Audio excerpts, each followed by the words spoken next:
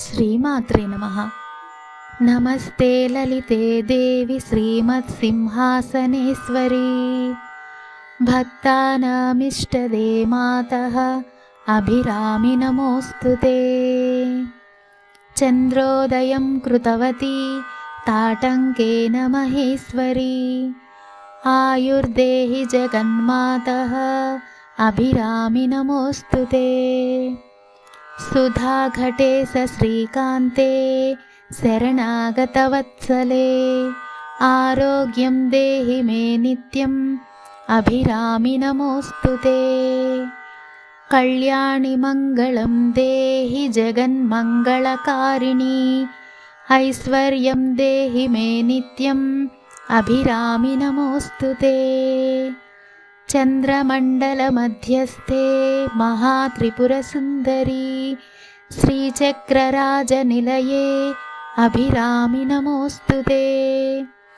राजीवलोचने पूर्णे पूर्णचन्द्रविधायिनी। सौभाग्यं देहि मे नित्यम् अभिरामि नमोऽस्तुते।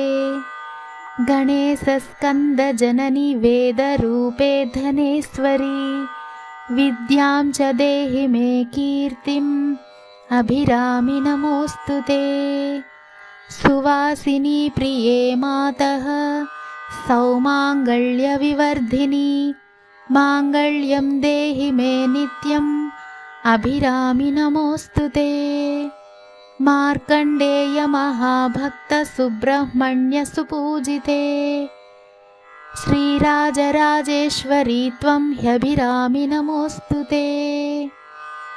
सान्निध्यं कुरु कल्याणी मम पूजागृहे शुभे।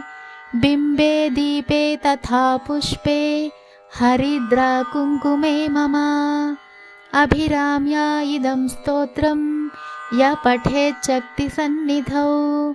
आयुर्बलं यशो वर्चो मङ्गलं च भवेत् सुखम्। इति श्री अभिरामि भट्टार्कृत श्री अभिरामि स्तोत्रं सम्पूर्णम्।